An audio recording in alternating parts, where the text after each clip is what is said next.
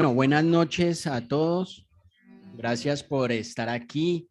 Gracias por creer en el diplomado de docencia universitaria, por creer en este conversatorio. Vamos a tener un conversatorio muy interesante. Vamos a hablar de la mirada de la educación superior, ¿sí? Y cómo entonces Shelmar nos va a contar un poco sobre esa experiencia que ha vivido a través de este conversatorio. Quiero darle entonces un saludo a la profe Lina, que nos acompaña el día de hoy, que representa precisamente al equipo de trabajo de desarrollo profesoral. Profe Lina, bienvenida.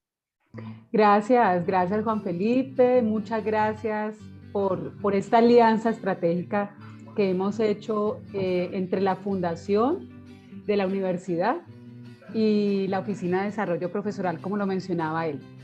Y también un aspecto importante a destacar es que somos un equipo justamente, ustedes saben que la oficina no solamente somos nosotros, está adscrita a la Vicerrectoría Académica y en ese sentido, por supuesto, está mi compañera Carmen de la Oficina de la Oficina de Asuntos Pedagógicos. Aquí un saludo y, por Hola. supuesto, el resto de los profesores del diplomado en docencia universitaria, el resto del equipo que apoya a la oficina, que entre ellos está mi profe Aida Luz. Ahí está, Aida Luz. Aida Luz. Aquí estoy, sí. Eso, no, eso, que te veamos, la profe Aida Luz, está el profesor Jair. Ahí. Mucho gusto a todos, un abrazo. También está la profesora Livia, no sé si por acá ella está, la profe Livia. Y buenas noches. La profe Livia que también nos acompaña y ha venido pues haciendo unos procesos muy interesantes también de asesorar a varios equipos en el marco del diplomado. Y por supuesto está, a ver, el profe Hernán está por aquí. No, no tiene internet y no se puede conectar, que envía muchas saludes y que pues lo excusemos por el día de hoy. Bueno, y por supuesto está nuestra invitada estelar, le digo yo, Chelmar, que también está en el equipo del diplomado. Yo le decía hoy a Felipe que no solamente es el tema del diplomado en docencia universitaria, esto es el aprovechamiento del espacio del conversatorio para movilizar la reflexión en torno a este asunto de desarrollo humano, que es algo que nos compete a todos justamente desde nuestra especie, ¿cierto? Desde nuestro rol como profesores y profesoras, pero también para marcar la posibilidad para que aquellas otras personas que no solamente están interesadas en el diplomado en docencia universitaria, sino también en el diplomado de educación desde la diversidad, pues también tenga la posibilidad de inscribirse, de tal forma que son dos ofertas académicas en el marco de la estrategia de formación del programa de cualificación y desarrollo profesoral que se están de alguna manera socializando el día de hoy. Eso hace que tengamos como excusa, como lo decía, el conversatorio. Por eso una bienvenida a todos los que acabaron de llegar, a los que se están conectando, la presencia en este encuentro, a este conversatorio. Se organiza como ese espacio, como les decía, movilizador de pensamiento, de reflexión sobre la práctica profesoral y en particular sobre la docencia universitaria. Uno se piensa en el título de este conversatorio y entonces está un elemento importante allí, una palabra clave, que es lo humanista, lo cual entonces nos convoca para decir, bueno, ¿qué es una educación humanista, cierto? En el marco de la docencia universitaria. Y uno podría decir muchas cosas, entre ellas, por ejemplo, que implica hacer referencia a una educación que forma integralmente a las personas, a convertir a los educandos en esos miembros que se puedan explorar a sí mismo, desarrollar sus potencialidades, ¿cierto? Todos esos potenciales que tenemos como humanos, y que por supuesto desde su lugar y desde su reconocimiento de sí, también puedan aportar de manera significativa a los procesos de transformación de la sociedad en la cual vivimos en ese movimiento progresivo. En ese sentido, entonces, por supuesto, la institución universitaria Antonio José Camacho le apunta en su modelo pedagógico a ese enfoque humanista y hay un autor que hemos querido hoy traer al conversatorio no sé si ustedes lo han escuchado, que además de los potenciales que va a desarrollar la profe Chelmar, pues también es acerca de la imaginación moral, ¿sí? Es este autor que seguramente, si no lo conocen, los invito para que lo profundicen. Habla sobre la importancia de fortalecer esta parte del potencial creativo, la poiesis, que también habla mucho Humberto Maturana, para poder resolver cualquier tipo de situación de nuestra cotidianidad e incluso, por supuesto, desde el ejercicio profesoral. Entonces, él, por ejemplo, habla que la imaginación es un bien escaso, pero no hay nada, absolutamente nada más importante para un país, por ejemplo, en conflicto, hablando de lo que atraviesa nuestro país como sujetos históricos y políticos que somos y desde ese rol como profesores también. Él menciona que no hay nada más importante en un país como el de nosotros en conflicto que la capacidad de imaginar, ¿no? Porque es en la imaginación la que abre el espacio que le da paso al cambio que necesitamos, las movilizaciones, ¿sí? La movilización en nuestras prácticas pedagógicas también, para justamente aportar desde ese rol como profesores y como profesoras. Entonces, yo quisiera como ya abrir espacio, estamos 46 personas en sala, a la profe Chelmar, perdón, eso. Buenas noches. La profe Chelmar, ya te voy a presentar, es maestra en artes plásticas del Instituto Departamental de Bellas Artes, magíster en educación y desarrollo humano, docente universitaria e integrante del grupo de investigación Observatorio Social, Violencia, Convivencia y Dinámica Social de la línea de investigación Construcción de Paz. Ahora sí, profe Chelmar. Buenas noches, profes. Bueno, empiezo por reconocer una cosa del día de hoy. Quiero que la tengan en cuenta. Tengo un compromiso que es de corazón y del sentir, del pensar y del hacer con este espacio, pero hoy me encuentro algo indispuesta. Entonces, para decirlo, para sentirme mejor. Bueno, esta charla del día de hoy va a trabajar dos cosas, ¿no? Nace en el contexto COVID. Entonces, fue preparada, digamos, un poquitico para reflexionar sobre el tema de lo educativo en este contexto y pienso que está mucho al lugar, digamos, después de todo lo que pasa en este periodo en relación, digamos, como con toda esta brote de violencia que tuvo la ciudad y lo que eso también nos confrontó a todos como ciudadanos y como docentes y como seres humanos y como mamás y como, mejor dicho, como todo lo que nos afecta y nos duele este país y cómo desde la educación tenemos que empezar a preguntarnos como otro tipo de cosas. Entonces es como para enmarcarla un poquito la charla. Lina, vos me puedes ayudar con las imágenes que tiene la charla ahorita, la presentación, son imágenes hechas durante, digamos, toda esta pandemia y con esta reflexión, digamos, pues de lo que ha significado también, pues para mí este encierro, ¿no? Aunque no he tenido que estar muy encerrada, pero digamos lo que significó este momento y nace como en ese contexto. Yo le llamé ser de paz porque es como lo que tendríamos que empezar a trabajar en términos de sujetos que habitamos un país como Colombia, las preguntas o los potenciales o los lugares donde nos deberíamos como de tener en cuenta en la educación para empezar a construir, digamos, como un sujeto que tenga capacidades para crear desde lo pacífico. Lo pacífico no quiere decir la ausencia de conflicto, ¿no? O la paz no quiere decir la ausencia de conflicto. El conflicto es supremamente válido en la transformación de cultura de paz o en el desarrollo humano de una sociedad que se cree democrática. Lo que uno trata de evitar es que escale en términos de violencia. Ahí es cuando, digamos, que habría que hacer como toda una reflexión de nosotros como colombianos de por qué las cosas o los conflictos o nuestros desacuerdos escalan a la violencia en ese sentido.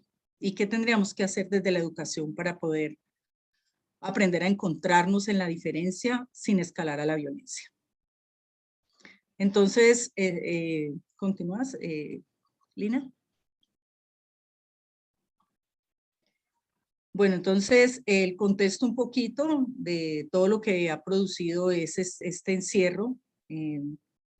Son 2 lugares los que habitábamos, la casa que tenía que ver con nuestro lugar familiar, donde uno descansa, donde uno se encuentra, digamos, desde otros lugares, de lo humano, de lo familiar.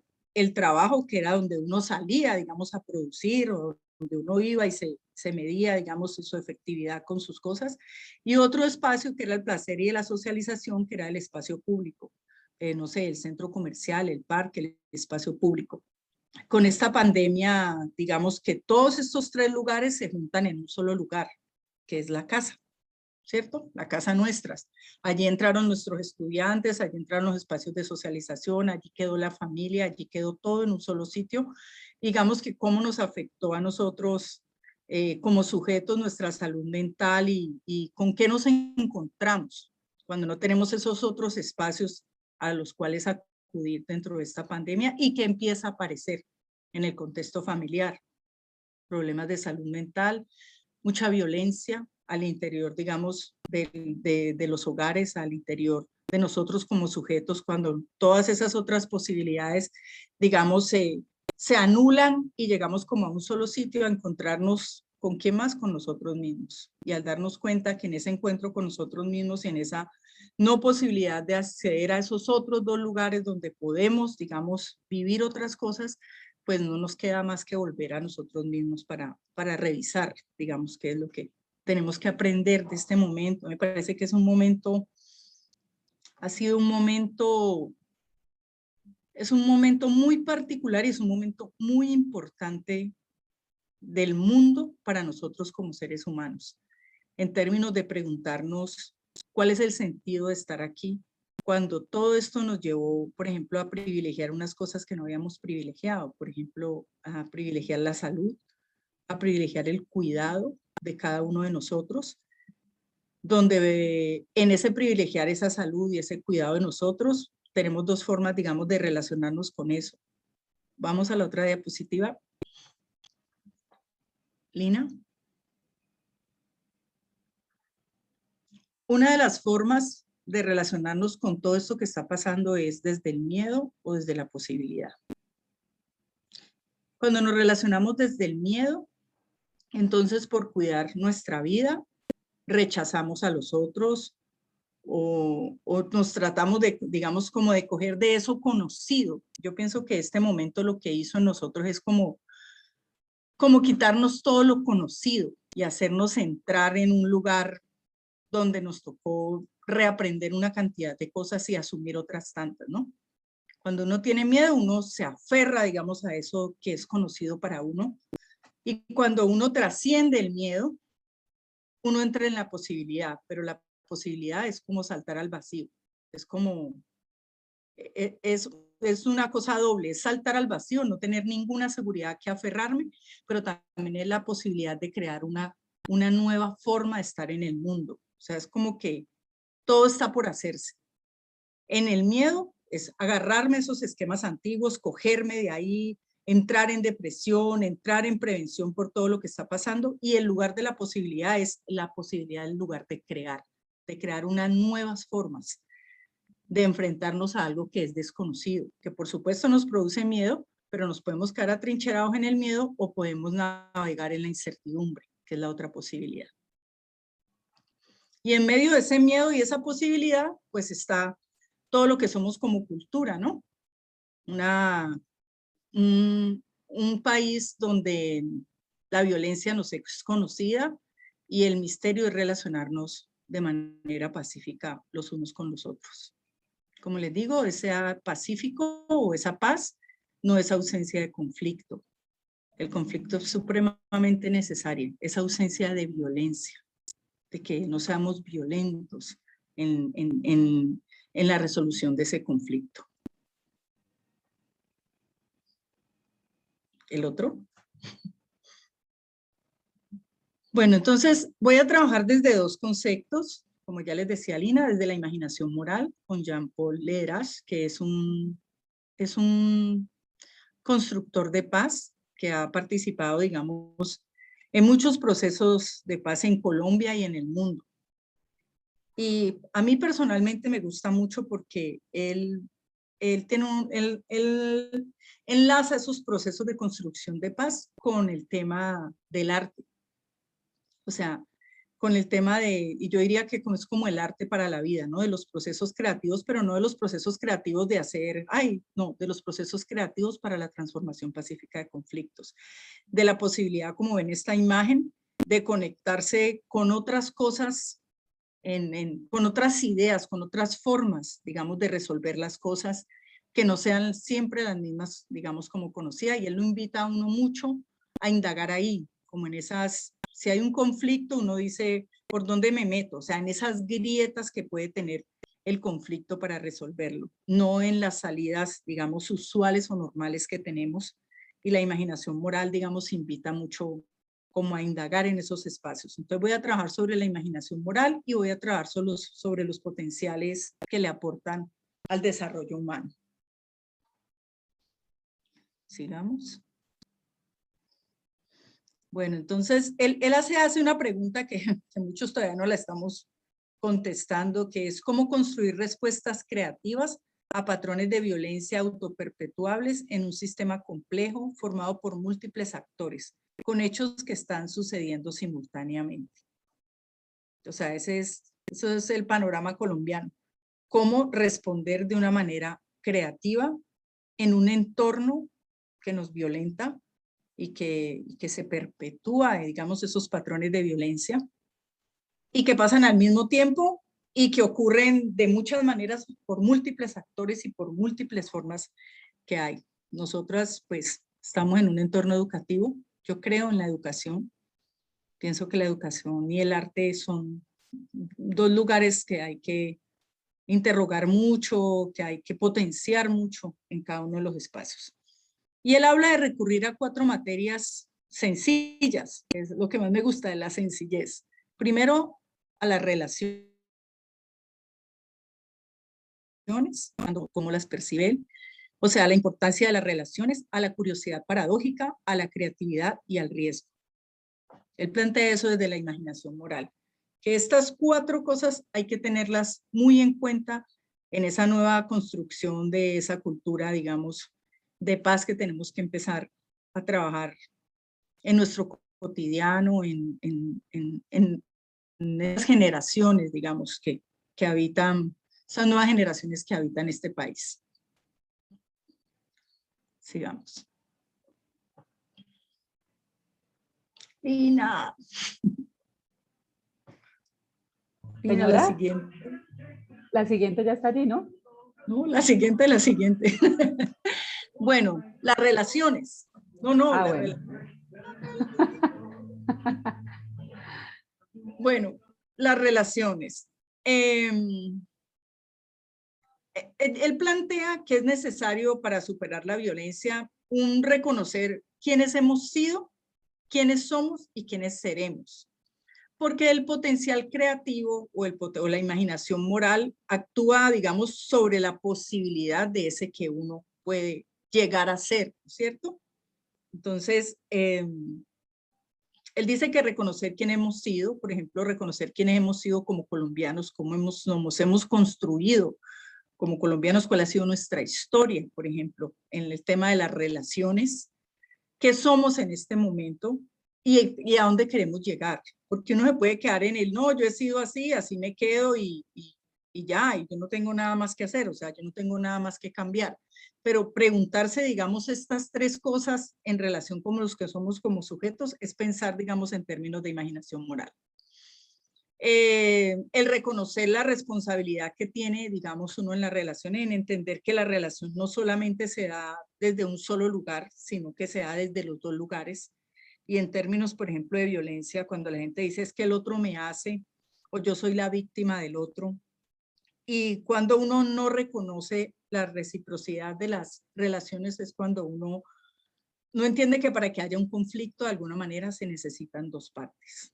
Siempre para que haya un conflicto se necesitan dos. Independiente de la posición que asuma ese otro, se necesita de esa otra parte para entrar en conflicto.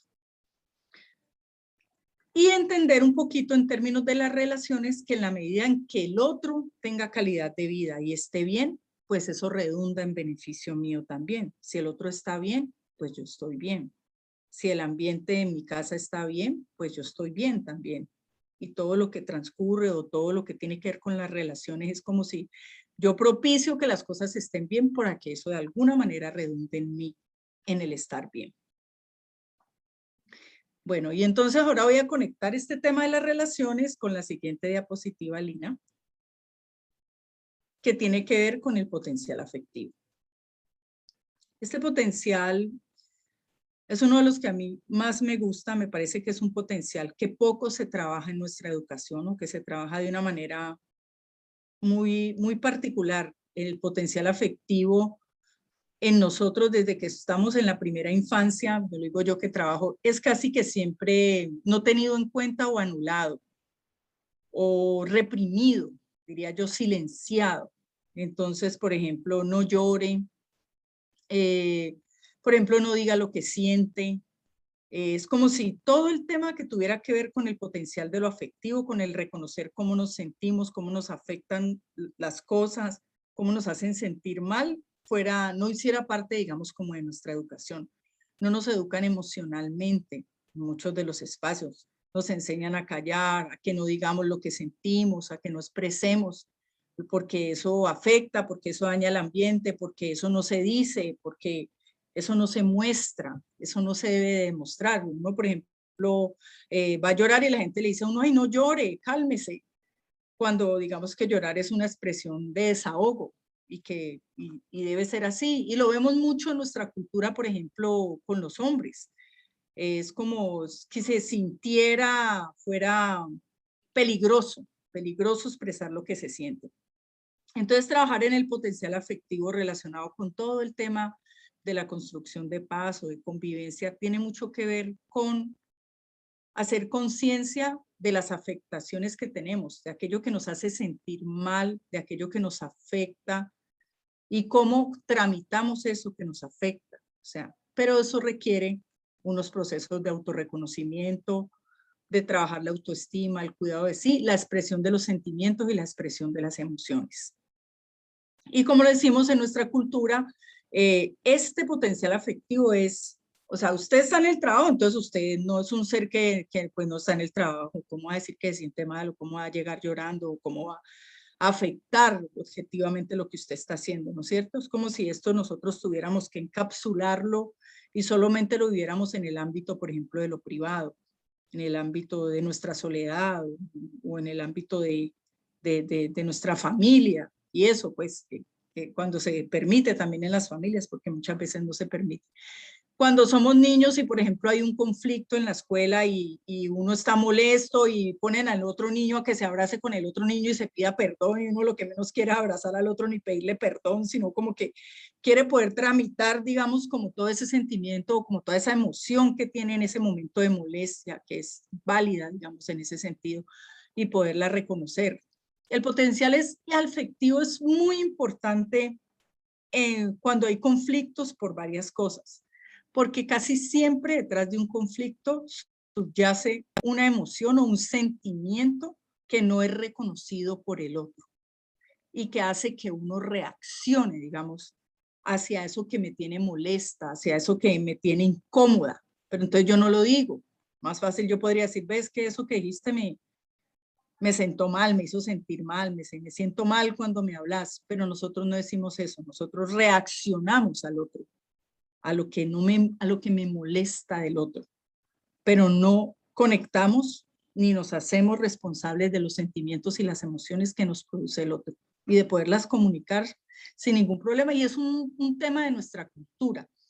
Entonces, cuando sale, y ahorita que yo, después de estar todos estos meses en pandemia, yo he tenido ahorita no sé si la fortuna o la infortuna de trabajar en la administración y de no poderme haber encerrado, o sea, no me he podido encerrar en esta pandemia, he tenido que estar en los barrios entregando mercados, como viviendo todo este tema de la pandemia paralelo a la ciudad. Y uno veía muchas cosas, o sea, uno veía la angustia de la gente por la incertidumbre, el miedo de ir a reclamar el mercado, el miedo de salir, o sea, hubo como una cosa emocional muy fuerte que atravesó la ciudad, la impotencia, toda la incertidumbre con el tema de lo económico, o sea, toda la angustia, y uno casi que preveía que en algún momento, de alguna manera, eso iba a estallar. O sea, iba a pasar algo con esto que se estaba allí gestando y que tenía que ver con una emocionalidad, de un encierro, de una impotencia, de una angustia, de un potencial afectivo, de una emocionalidad que no se estaba tramitando y a la que no se le estaba dando un lugar. Y cuando estalla, digamos, estalla por el huevo de Llorente, por el huevo de Carrasquilla, y estalla toda esta indignación, aparece todo ese potencial afectivo que no se ha trabajado y que no se ha tenido en cuenta. Y emerge y sale de una manera impresionante, dolorosa para muchos, bella en un sentido en esta ciudad, bella por toda la manifestación del arte, porque el arte aparece así de una manera como el canal o el lugar de la expresión para ponerlo en un lugar en medio de todo esto que pasa aquí, de toda esta represión, de toda esta violencia de alguna manera ejercida de ambos lados, de esta indignación, de toda esta emocionalidad que brota. Y yo estuve muy triste, pero yo decía, hay algo que me parecía muy hermoso en medio de todo esto tan fuerte, era todo ese tema de lo artístico que emergió en los murales, que emergió donde la gente puso esa emocionalidad, donde la cogió y la plasmó, donde la canalizó, donde dijo, vea, así es como me siento. Y fue a través del arte. Eso fue muy poderoso.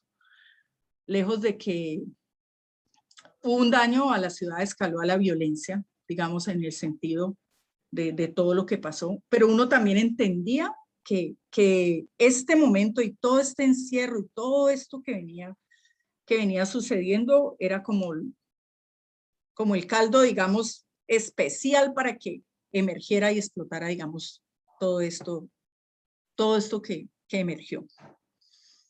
Bueno, sigamos. Potencial afectivo, clave tenerlo en cuenta con nuestros estudiantes, por todo hasta con uno como profe, o sea, cuando uno está agobiado, o sea, tener esos 3 escenarios en la casa a muchos nos produjo muchas cosas, o sea, nos ha producido mucho estrés, mucha impotencia, mucha emocionalidad, mucha distancia, mucha carga, digamos. Y ahí hay una emocionalidad que hay que ver qué se hace con esa emocionalidad, con la emocionalidad de nuestros estudiantes, con todas las cosas que estuvieron atravesados, con esos momentos de escucha para preguntar cómo están, cómo se sienten, cómo se siente uno cuando no le ha llegado ni siquiera una remesa o no tiene la posibilidad, digamos, de que se haya movido esa solidaridad que se movió también, que se movió una solidaridad entre todos de, bueno, ¿quién no tiene comida en la familia? ¿Quién tiene? ¿Cómo la repartimos? ¿Cómo distribuimos? ¿Cómo cuidamos a estos? O sea, aquí pasaron unas cosas muy interesantes en este sentido también. La otra. Bueno, seguimos con Lederach. Lederach habla de la curiosidad paradójica. ¿Qué es la curiosidad paradójica? Él dice que uno debe polarizar las polarizaciones duales. ¿Qué son las polarizaciones duales? El sentir que yo estoy en el lugar, que ese otro que produce violencia es el mal y que yo soy aquí, digamos, del bando de los buenos, ¿no es cierto? Entonces, nosotros nos polarizamos en términos de ese de allá, el que no me gusta lo que me dice es el malo y yo soy, digamos, como la buena, la que tiene la razón, y el que está en malo está en contra de mí, el que está en contra de mí, entonces no está al lado mío. La curiosidad paradójica habla mucho de indagar en los valores nominales, en las cosas en común que yo tengo con ese otro que me molesta, con ese otro que me produce el conflicto. Entonces, él dice que casi siempre esos valores nominales están basados, o sea, nominales que tenemos en común. Casi siempre tenemos en común una emoción con ese otro que me molesta.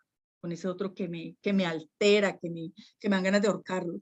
Entonces uno dice, ¿qué tengo en común con ese otro? Es muy difícil al principio verlo, pero si uno, digamos, entra en la curiosidad paradójica y deja de polarizarse, o sea, de ponerse en el otro lado y empezar a decir, bueno, este otro, ¿por qué me molesta tanto? Me molesta por esto, me molesta por lo otro. Y uno se da cuenta que tiene muchas cosas en común con uno, esa molestia.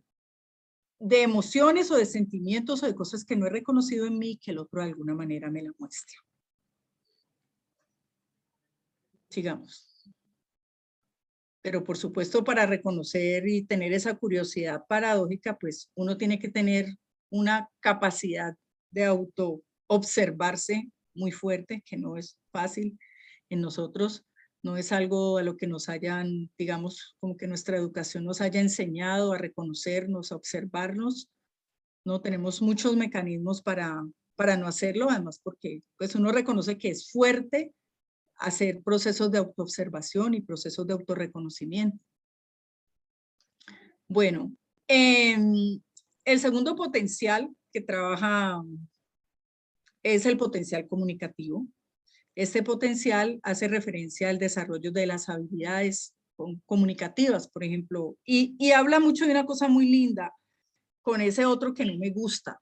O sea, ese otro que no me gusta, ¿cómo hago para reconocerlo como un adversario que también tiene una palabra, que es legítima su palabra, así yo no la quiera escuchar? Él tiene algo que decirme, digamos, en ese sentido.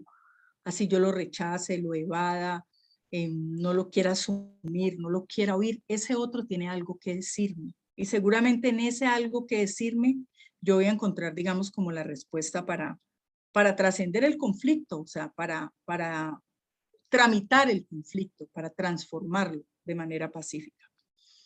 Un potencial comunicativo que no solamente habla de un lenguaje verbal, habla de un lenguaje corporal. Porque pues nosotros somos una cultura incluso de muchos silencios en términos de lo que expresa nuestra corporalidad y lo que dice nuestra palabra. O sea, el poder decirle a otro, por ejemplo, lo que me molesta. No siempre lo decimos, casi siempre lo callamos, pero nuestra corporalidad de alguna manera se expresa. Y trabajar el potencial comunicativo es tener la capacidad de escuchar ese otro, así me moleste. O sea, porque uno cuando está molesto con algo, uno le molesta escucharlo, o sea, uno no quiere ni oír esa voz, uno dice, ¿para qué habla?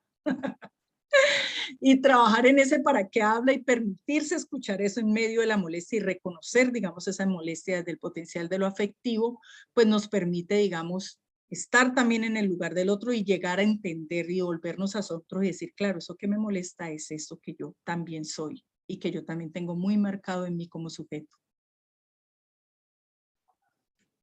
Cada uno de los potenciales tiene unos conceptos claves. Entonces, por ejemplo, cuando uno trabaja el potencial comunicativo, entonces uno trabaja el lenguaje verbal y el no verbal. El 80% de la comunicación de uno es corporal, ¿cierto? Entonces, uno no se equivoca, uno a veces ni siquiera con lo que la gente habla, sino como la gente lo dice y su corporalidad, digamos que demuestran un poco más qué emoción, qué sentimiento que hay allí. Una escucha activa, que no es una escucha esperando yo que le contesto, sino tratando de entender qué me está tratando de decir el otro, de sentir también qué me está tratando de decir el otro. Las barreras para la comunicación, o sea, cuando evadimos, cuando no somos directos, cuando cambiamos el tema, cuando no queremos enfrentar, digamos, esa comunicación. El respeto, la empatía, el sentir empatía cuando se escucha, el poder escuchar al otro poniéndome de alguna manera en sus zapatos, la comprensión y la cooperación. O sea, todos esos conceptos claves tienen que ver mucho con este potencial comunicativo. Otra cosa que tiene que ver con el potencial comunicativo, espérate un momentico que me acordé, y que nos pasa mucho a nosotros los profes. Es una categoría que emerge mucho en la transformación pacífica de conflictos y es el poder. Por ejemplo, ¿cómo nos comunicamos cuando tenemos poder?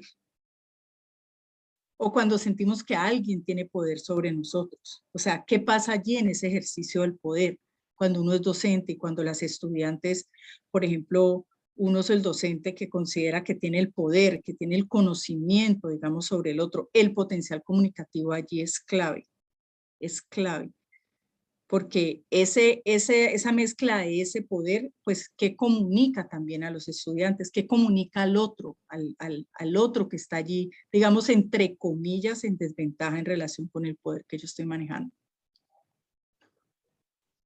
Sigamos. Bueno, otro concepto que trabaja Lederach, pues, es la creatividad.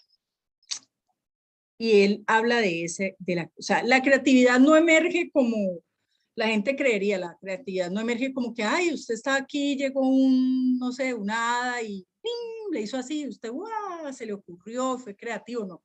Los procesos creativos se dan de conocer muy bien las cosas. Por eso es que cuando los niños son pequeños y desbaratan los juguetes, lejos de uno molestarse, debería decir, ve tan chévere como desbarató el juguete, porque él desbarata el juguete desbarata las piecitas. Entonces él conoce el juguete por dentro, lo que la gente dice, dañó el juguete, ¿no? El niño lo estaba explorando.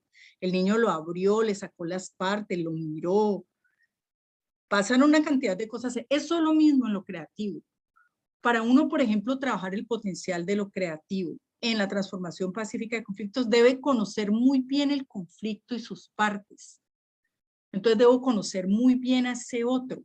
Por ejemplo, si yo tengo un conflicto con algo, con alguien, yo debo conocer muy bien ese otro sujeto, porque solo en la medida en que me dedico a conocer el problema y sus partes, puedo generar una solución diferente. Solamente aquel que conoce muy bien ese objeto, ese celular de última gama, puede crear un nuevo celular, porque ya conoce muy bien ese objeto. Y lo mismo pasa en las situaciones de la vida. Por eso hay que estudiarlos. Los conflictos hay que estudiarlos. Hay que estudiar al otro, hay que conocerlo, hay que ver qué es lo que hace que ese conflicto se dé. Estudiarlo mucho, entrar en diferencia, pero conocerlo mucho para poder generar una solución diferente. Sigamos. Entonces, miren, la creatividad se puede definir como un proceso social y cognitivo en el cual se resuelven problemas de manera poco familiar, encontrando conexiones nuevas e inesperadas entre conceptos, situaciones y hechos. Entonces, por ejemplo, cuando uno trabaja un taller de potencial creativo para la transformación pacífica de conflictos, uno casi siempre le pregunta a la gente, bueno, le pone un conflicto y le dice, ¿usted cómo lo resuelve? Y la gente casi siempre lo resuelve de la misma manera. Entonces, siempre obtiene el mismo resultado. Entonces uno lo pone a indagar en resolver ese conflicto. Invéntese algo que sea así salido de los cabellos y invéntese algo normal como usted siempre lo resolvería y algo bien tradicional. Y lo hace explorar las posibilidades del potencial creativo para la transformación pacífica de conflictos. Ahí es donde emerge la imaginación moral. En ese preguntarme de qué otra manera. Dicen que para un problema hay 10 soluciones. Nosotros como colombianos tenemos un alto potencial creativo, pero tenemos un bajo potencial ético. Entonces ustedes ven que nosotros los colombianos nos inventamos cómo pasar la coca a otro país de las maneras más extraordinarias, como hacer la trampa, y uno dice, ¿cómo logró hacer eso? O sea, ahí hay un potencial creativo alto, pero hay un potencial ético muy bajito.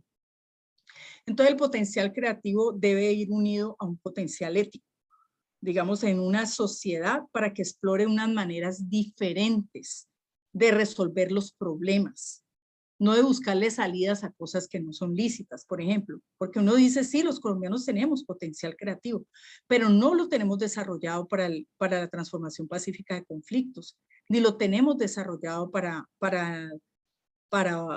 no entrar, digamos, como en la discordia, aunque uno, por ejemplo, ahorita en todo este estallido social, uno vio un alto potencial creativo de unas partes, ¿no? De otras no tanto, de otras sí recurrieron a la típica solución y encontraron el típico resultado, digamos. Y como sociedad tendríamos que indagar no en la típica solución, porque allí no vamos a encontrar una respuesta diferente al tema de la violencia. Los conceptos claves, entonces, imaginación moral, conflicto, solidaridad, entender la diferencia, por ejemplo, entre lo que es un conflicto y entre lo que es un problema. Cuando un conflicto se vuelve un problema. Un conflicto, como decimos, el conflicto es necesario. Que uno entre en conflicto, cuando uno entra en conflicto con algo, uno empieza a buscar la salida. Uno dice, ay, estoy en conflicto con eso, y uno empieza a decir, no, ¿cómo lo resuelvo? ¿Cómo lo resuelvo? Pero cuando se vuelve un problema es porque no se buscó una solución, o sea, eso ya se volvió un problema, algo que no puedo resolver. El poder dentro del potencial creativo, porque el poder, digamos, como que nos limita la forma creativa de resolver el asunto. Por ejemplo, si yo soy un ente de control, entonces yo me paro en el lugar del control y me quedo en el poder. Y desde el poder digo, no, es que si yo cedo un poquitico, entonces aquí van a creer que yo, y entonces esa transformación pacífica de conflictos no se da, porque él está parado desde el poder. Y el poder resuelve, el poder por el poder resuelve, hace una resolución, no una transformación. Y la resolución es que yo acabo con el otro. Para que se acabe este problema, yo borro al otro, que es una cosa que está muy incrustada en nuestra cultura colombiana. O sea, ese otro que me molesta, ese otro que me saca, que me fastidia, yo lo quiero eliminar. Yo quiero quitarlo de allí, yo no quiero vérmelas con él. Porque vérmelas con él significa generar un proceso de transformación, que me mueva de mi lugar de poder, o eso que yo creo de poder, de mi orgullo, de mi sentido de que soy yo y entonces el otro me va a aplastar si dejo que pase por encima de mí. O sea, de todas esas concepciones que tenemos relacionadas con el poder. Sigamos. Es horroroso. Había que borrarlo. Esto hizo reír. Bueno, y por último, el concepto que él trabaja, el riesgo. El riesgo es, a mí me encanta esta palabra, el riesgo es eso que a nadie se le ocurre hacer. El que lo hace, el que arriesga, tiene un potencial creativo alto. Entonces, el liderazgo habla de unas cosas muy lindas en todas las zonas, por ejemplo, de conflicto que él ha visitado. Él dice que el que hace la diferencia para el que encuentra la grieta y la solución, digamos, para hacer la transformación pacífica del conflicto, es una persona que tiene una capacidad, un potencial creativo alto y una capacidad de riesgo altísima. Y el que tiene riesgo, pues, ¿qué hace? Navega en la incertidumbre. O sea, abre trocha. Dice, puede ser de esta manera, no de la manera usual. Puede que le digan, usted está loco, usted ¿cómo le ocurre hacer eso? Lo que sea, pero tiene ese elemento, y ese elemento es fundamental para los procesos creativos. Porque es ese que le emerge, que cree, dice, tengo esta idea, se me ocurrió esto. La idea se me puede quedar allí, o yo me arriesgo a implementarla y a romper esquemas que hay que romper para poder generar todo este tema de la imaginación moral. Entonces, por ejemplo, él habla de una cosa en el Magdalena Medio que pasó muy, muy, muy fuerte, donde los bandos le decían a la población civil que daba, o sea, ¿usted está conmigo o está con el otro bando? Están conmigo y si no, entonces, o están con ellos o están conmigo. Y hay un personaje dentro del pueblo que levanta la mano y dice, no estoy ni con ustedes, ni estoy con los otros. No quiero estar con ninguno de ustedes. No quiero estar en este conflicto, quiero estar en otro lugar. Y él se arriesga, porque él podía haber dicho eso y ahí mismo lo podían haber, digamos, como matado. Pero él toma el riesgo y él dice, no, yo quiero proponer otra cosa. El que no quiera estar ni aquí ni allá, esté conmigo y hacemos una tercera posibilidad.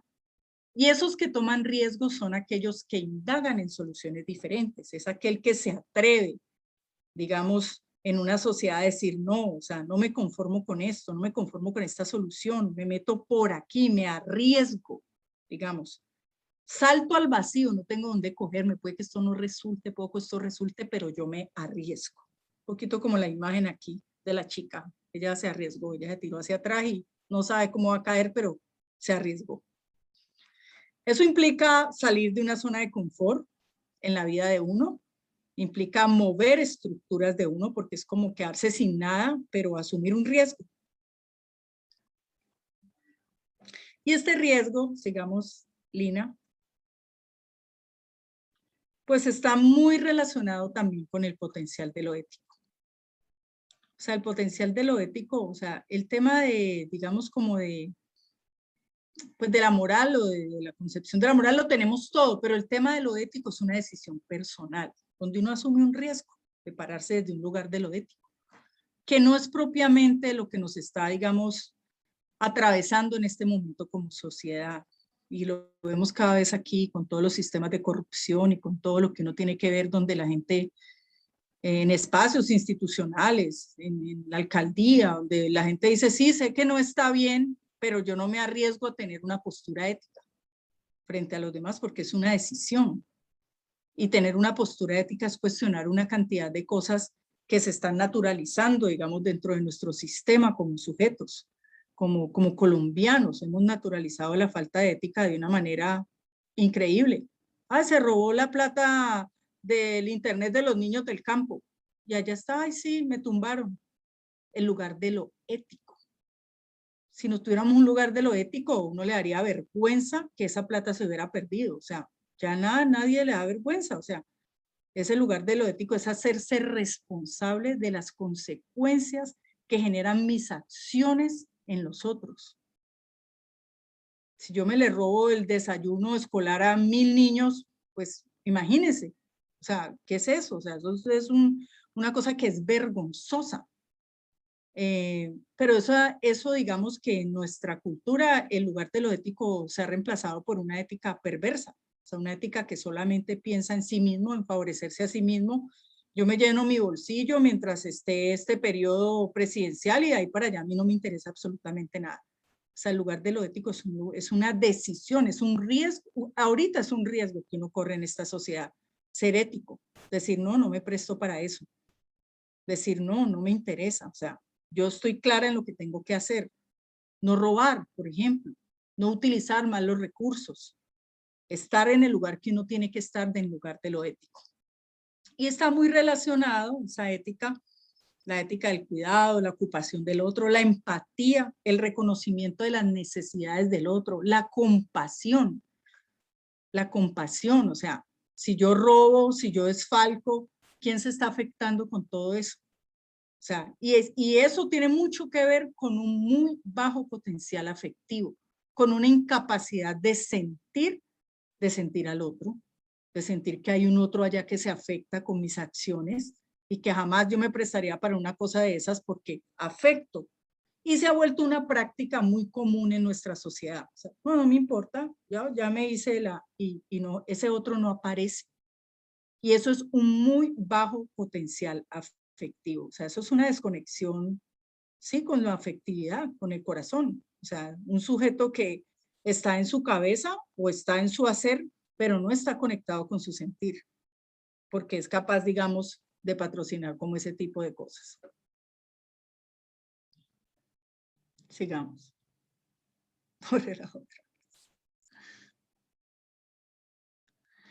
Y por último, pues dice la teoría de los potenciales que si uno trabaja cada uno de estos potenciales en un sujeto, pues uno puede llegar a constituir, digamos, a nivel educativo, un sujeto político. Y no digo politiquero, digo político.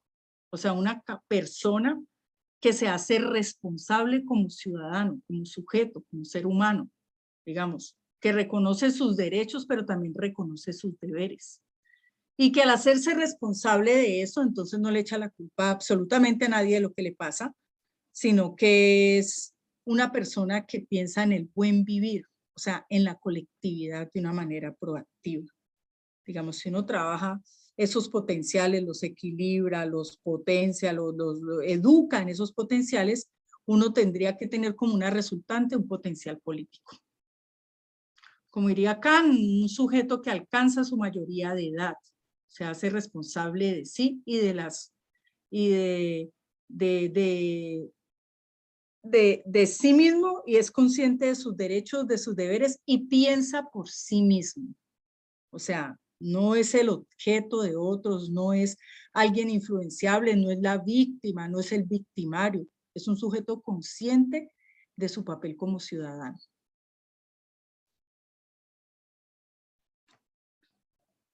Allí ya terminé. Ay, muchas gracias, profe. Muy puntual, mi profe, sí. Exacto. Bueno, justamente la idea del conversatorio es que podamos conversar. Entonces, bueno, preguntas, dudas, resonancias a partir de esta socialización a propósito del desarrollo humano visto desde los potenciales que nos describe la profe Chelmar.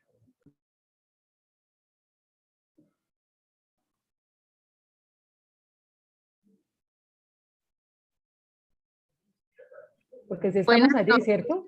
Ah, ok. A ver, ¿quién dijo buenas noches por allí? Yo dije buenas noches. Señorita Ángela, ¿cómo le baila? Muy bien, gracias. Pues la verdad hay un aspecto que me llamó mucho la atención y es de la parte emocional. Y es que a veces uno cree que esa parte se deja fuera del ambiente laboral. Y la verdad es que aprendimos que las emociones nos acompañan a todas partes, ahorita en pandemia, estando desde nuestras casas. Y también me pareció muy importante ese aprender a reconocer el sentimiento del otro. Eso me quedó resonando mucho y me parece que es un aspecto bien interesante en trabajar porque siempre hablamos mucho del humanismo, pero creo que llevarlo a la práctica es un aspecto complejo y es un aspecto totalmente diferente. eh, que es importante como inculcarlo, como incorporarlo, como hacer una introspección de él. Ese aspecto de la simpatía, más que la simpatía, de la empatía con el otro, me parece también vital e importante y pues bueno, lo quería resaltar. Gracias, profe.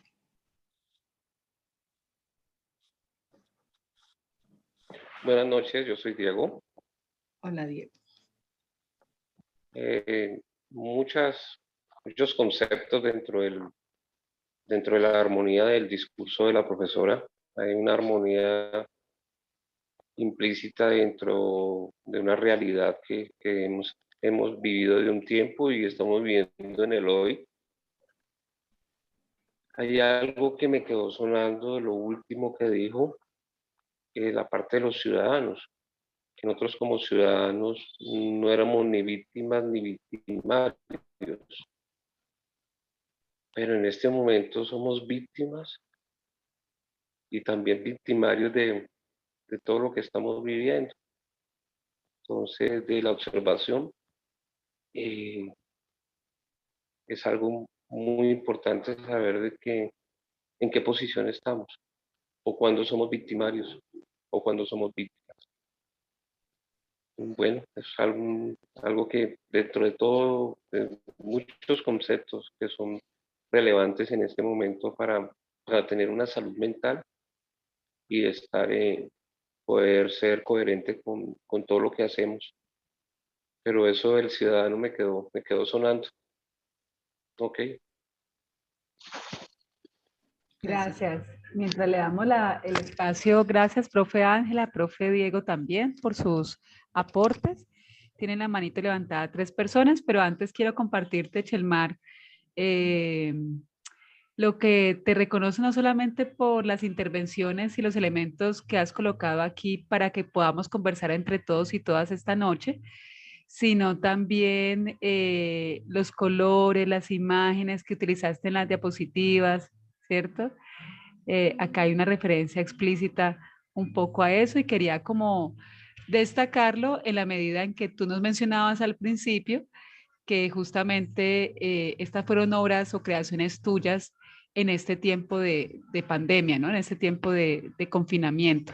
Entonces acá nos dice los colores de los dibujos acompañan las diapositivas, ¿sí? Y bueno, no sé si quieras como comentarnos algo respecto a eso antes de darle la palabra a los compañeros. No, fueron como pues fue como toda la reflexión que a mí me atravesaba cuando empezamos como en toda la virtualidad. Hay dibujos que, claro, o sea, todo esto a uno lo confronta mucho como sujeto, o sea, había días de que uno decía, ay Dios mío, o sea, ¿para dónde es que vamos? O sea, y todo eso, de todas maneras, empezarlo a dibujar o empezarlo a pintar para mí es como ponerlo en un lugar, que era un poquitico lo que les decía de lo que ha pasado en la ciudad, donde la gente de alguna manera, en algún lugar había puesto su dolor o su palabra silenciada o lo que quería decir, que no se le daba un lugar. Entonces, el arte, en el caso mío, pues es mi lenguaje, ¿no? Entonces, yo no escribo, yo pinto. O sea, entonces, era como darle un lugar a todo eso. Y cuando empecé a hacer la presentación, yo decía, ¿qué imágenes pongo? Yo dije, no, voy a poner todo mi... Esas son imágenes muy personales, o sea, de muchas cosas, digamos, que me pasan a mí o de estados en los que yo estoy. Entonces, yo dije, no, las voy a poner allí. Y ay, han sido gratamente reconocidas. Sí, muchas gracias. Gracias, profe Chelmar, por compartirnos. No sé cuál fue el orden de levantadito de la mano, pero por acá tengo entonces, primero y me excusan por lo anterior, a Juan Sebastián Arboleda. Profe Juan Sebastián. Muy buenas noches, un gusto estar acá en esta reunión de inicio a este importante diplomado.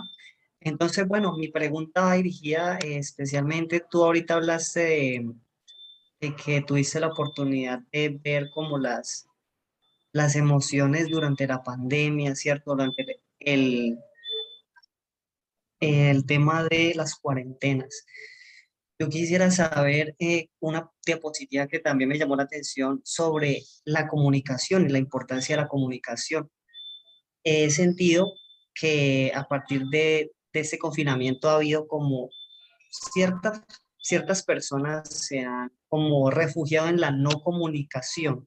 ¿Tú puedes de pronto hablar sobre ese tema de la no comunicación? O sea, entiendo que pues la parte humana de la comunicación es importante, pero sobre todo en esta pandemia y durante el, el aislamiento preventivo, pues hubo como una fascinación de ciertas personas hacia la no comunicación, la no relación social, el no compartir, ¿cierto? Como que hubo este efecto por todas estas situaciones, entonces no sé si tú puedas, no sé, hablar al Sí, respecto. Eso era. yo sí entiendo un poco lo que tú dices y uno lo vi. Yo, por ejemplo, que estaba en la calle, hubo gente que no, o sea, hubo gente que se atrincheró. Yo siento que tiene mucho que ver con el miedo.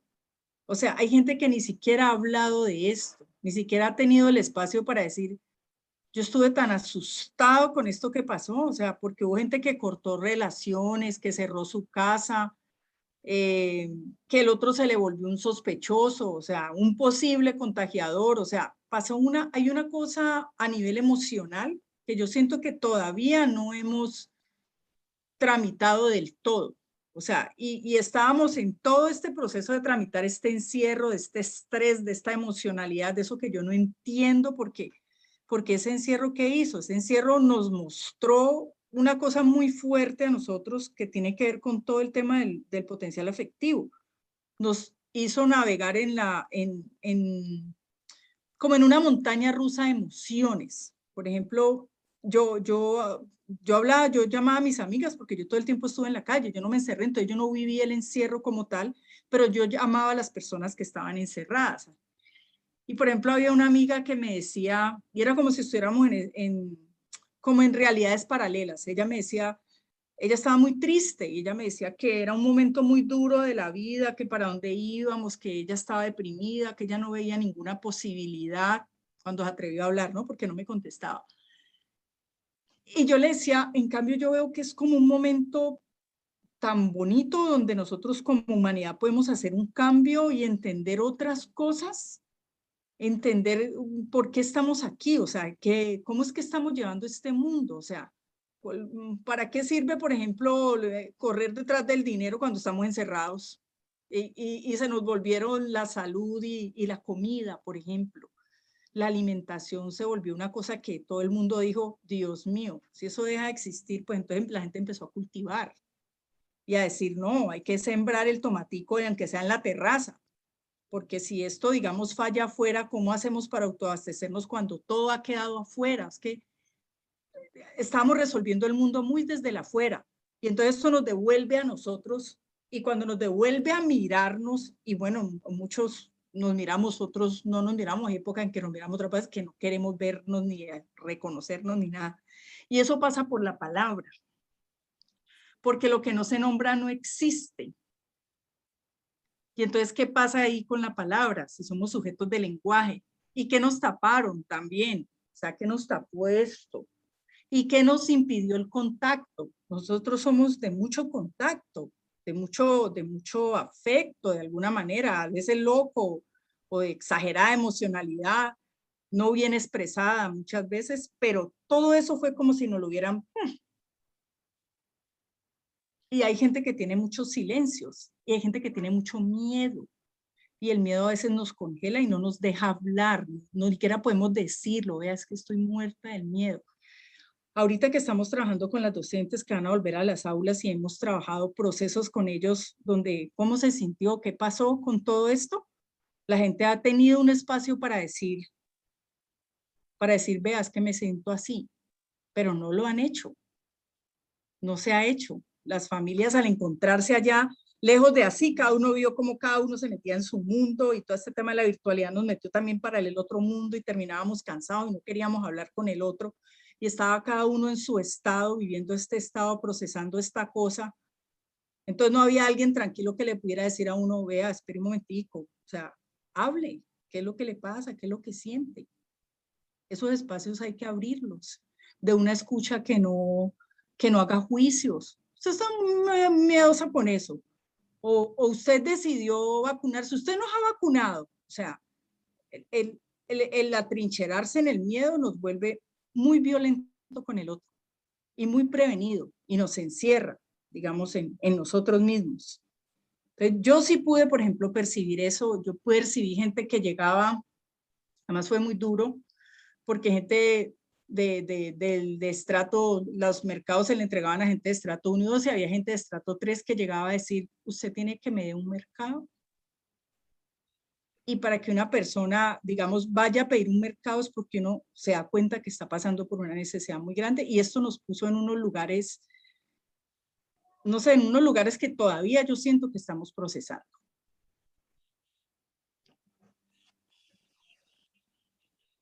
Gracias, Germán. Gracias, profe. Miremos las otras manitos que están levantadas. La profesora Aida. Y aquí estoy alistando mi cámara. Bueno, me ha encantado este espacio definitivamente de reflexión y de mirar cosas. Digamos que yo he notado que en el último tiempo, y especialmente después del paro, los espacios en que uno se encuentra con personas que deberían ser de reencuentro se han vuelto un poquito con cierta, digamos, beligerancia a las personas. La persona está haciendo una fila y se molesta con otra, te pelea por todo. O sea, siento que la gente, seguramente ahorita que escucho la reflexión de este espacio, pues siento que es una reacción hacia al estar encerrado, hacia todo lo que pasó, es una reacción de todos propia, de que como que dice, defiéndase como puedan y yo me defiendo como sea. Y no me importa como vulnerar el otro y como que si tengo que hacer fila y el otro está adelante, no me importa que sea más viejito o que simplemente pues lo dejo pasar, no pasa nada. Digamos que es algo que me hace reflexionar mucho. Y en relación a lo del poder, digamos que yo he notado que pues uno como docente pues ejerce un poder porque es el que sabe, es el que da la clase, es el que da las notas. Entonces, digamos que eso nos da un poder extraordinario con nuestros estudiantes que muchas veces podemos a veces desaprovecharlo de una manera poco positiva hacia ellos o al contrario, de pronto pasarnos con ese poder, porque digamos que en algunos momentos somos como papás de ellos, pero a la vez también somos como jefes, o a veces yo he tratado en mis clases de verlos como iguales. Yo siempre les digo, vea, es que yo les estoy, pero ustedes son mis colegas, ustedes tienen que aprender de lo que yo sé, porque ustedes son los que van a ir mañana a enfrentarse al escenario de trabajo. Pero digamos que pienso que es una reflexión que en este proceso de educación tenemos que tener muy en cuenta, de no abusar de ese poder que tenemos, sino que como bajarnos un poco y más en este momento, tratar de como entender toda esta problemática y bajarnos lo que más se pueda para realmente llegar a transmitirles nuestros conocimientos y a tratar de verlos como iguales, como personas que van a ser nuestros aliados, nuestra competencia, nuestros colegas. Entonces yo digo que es una invitación como que reflexionemos al respecto, porque yo he notado que a veces como profesores nos subimos en un puesto grande, como que si estuviéramos más arriba que ellos, y realmente no es así. Esa es mi reflexión. Muchas gracias. Quería decirle una cosa, como yo no me encerré, a mí sí me tocaron las carreteras solas, y yo ando en moto. Y cuando la gente, no, rico. Cuando la gente empezó a salir a la calle, lo que hice, la forma en cómo la gente conducía era como, sí, como cuando uno estaba amarrado y lo sueltan y la gente salió así, ¡bum! Y la ciudad se percibía, en el tema del tráfico, se percibía así muy agresiva, muy ¡ñam! Me llevo al otro, salgo, me soltaron, una cosa así, que de todas maneras son los problemas de salud mental que tenemos en este momento en la ciudad, que se han disparado de una manera impresionante. Y en los procesos de vacunación, tú veías a la gente agresiva con el personal que lo está vacunando. Él le tiene tiene que esperar, tiene que hacer fila, tiene que lavarse las manos. O sea, en todo ese tipo de cosas que se están dando, la gente es muy agresiva y como que no quiere entender que pues son las nuevas normas, es la vida. O sea, en este momento la vida nos puso un tapabocas y lo tenemos que usar. Nos tenemos que lavar las manos, tenemos que llegar a tiempo al sitio donde vamos y pensar que vamos a tener que hacer una fila y que vamos a tener que demandar más tiempo por todo lo que estamos viviendo. Pero eso es difícil y la gente es agresiva en todos los espacios. O sea, eso me ha llamado la atención. En vez de pensar de que hay más solidaridad, que debía ser, que de pronto al principio se dio mucho, yo siento que con el tiempo se ha vuelto como, me enrosco más, me pongo como más cerrado. Gracias, mi profe. Mi profe Juan Bernardo. Buenas noches para todos. Pues no soy profe, pero muchas gracias. Primero me gustaría agradecerle a Shelmar por la reflexión, muy interesante. Me parece que son unos temas que, digamos, así puedan parecer, digamos, del día a día. Si uno le pregunta a alguien por algún término que se utiliza en los títulos, pues la gente dirá una definición y ya, pero no profundiza en esos temas y que realmente pueden llegar a una reflexión más profunda de lo que está pasando ahora en la sociedad y, digamos, en poder hacer crecer esa parte humana de todo lo que nos concierne. Pues su reflexión, ella tocó de muchos términos que me parecieron interesantes, hubieron dos, que es las soluciones de resolución y las soluciones de transformación. Vivimos en una sociedad como tan rápida o en un mundo tan rápido que la gente busca siempre como lo más sencillo y lo más rápido. Entonces se inclina mucho a las soluciones de resolución y de ahí también yo diría que falta algo como la paciencia, el pensamiento prospectivo, porque normalmente las soluciones a corto plazo, a largo plazo generan daños que la gente no pensó pues por el acelere, por el mismo digamos acelere.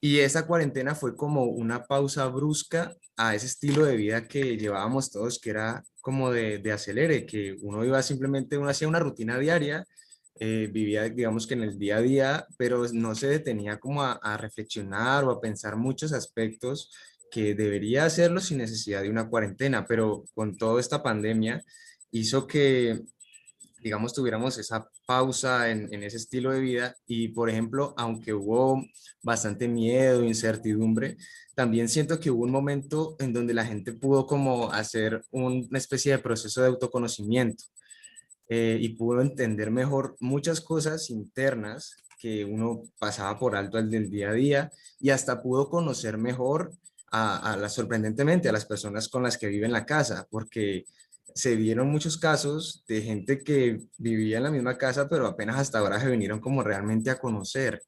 Entonces es como que a veces vivimos tan rápido la vida que tenemos que hacer pausas y tenemos que, más que estar en un acelere, es disfrutarla y vivir cada momento y cada detalle. Sí, hubo una reagrupación en las familias también, porque la gente se quedó sin plata y hubo mucha gente que se fue a vivir a la casa familiar, por ejemplo. Eso también es una cosa que pasó que yo veía, yo decía, no, yo abandono la casa, me voy a ir a vivir donde mi mamá, porque no tengo cómo pagar el arriendo. O sea, pasaron también unas cosas de reagrupación ahí de encuentro familiar, así como con el núcleo muy fuertes también, que he observado también. Gracias, Juan Bernardo. Profe Omar.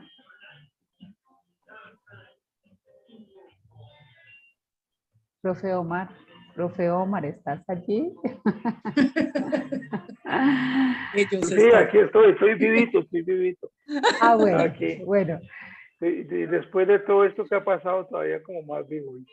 Bueno. Ve, ¿qué te digo? No, pues a mí me quedó sonando mucho esa parte que tú hablaste del ser social como un ser político, ¿no? Y para poder asumir esa conciencia de lo social. Y ¿sabes por qué? Porque es que es muy común que uno hable, cuando usted habla algo de alguna situación de la que estamos viviendo en el país, cualquiera sea, y ahí no falta quien es que a mí no me gusta la política. No vengas a hablar de política, es que yo no vengo a hablar de política. Y como le decía Chelmar, menos de politiquería. Entonces, hay que mirar bien que si nosotros tuviéramos realmente esa conciencia política, quizás pudiéramos a contribuir a cambiar un poco más. Pero, sin embargo, vimos en este revolcón que quizás algo de eso se pudo manifestar, que la gente tuviera ese componente político y es evidente pues cuando ya una forma de mostrar toda esa inconformidad de la misma situación, porque todo esto se generó pues como producto de la pandemia, y la pandemia lo que hizo fue desnudar realmente la pobreza que hay en este país y cómo aumentó la pobreza. Y más en Cali, que pues, fue un punto donde realmente la situación fue más álgida. Entonces me parece interesante que toque eso, porque a veces uno cuando, incluso los alumnos toca, no, es que a nosotros no nos gusta la política, ¿no? Aquí no es cuestión de que le guste, sino es cuestión de compromiso. En mi casa a veces no tenemos la empleada o no tenemos quién, y pues a mí no me gusta barrer, pero pues tengo que asumir el compromiso de barrer o de hacer algo en la casa, porque así mismo es la política, sí, no nos gusta, pero hay que asumirlo, hay que asumir las realidades, porque es que la gente a veces no quiere asumir las realidades de este país. Caso, por ejemplo, pues de la gente pues de allá del otro lado, que llamamos la gente de bien. Pues ellos viven en una burbuja y pues ellos no quieren asumir la otra realidad, que es la que tiene esta ciudad y la que ha tenido. Entonces me parece importante eso de tener ese compromiso político, esa actitud política, y repito, como bien lo dice Chelman, no es politiquería, es simplemente ver la realidad y a quien más nos convoca a ver esa realidad y tener ese componente político que no lo tenemos y adolecemos de ellos, precisamente somos los docentes. Nosotros jugamos un papel importante en la sociedad en ese componente político que he hablado. Entonces, pues, para como resaltar esa última, creo que fue con lo último que terminaste, Chelmar. Muchas gracias, Lina, por brindarme este espacio, ¿viste? Tan bello, tan bello. Gracias, profe Omar. Bueno. Estoy por participar y a todos los demás también. Profe Liz.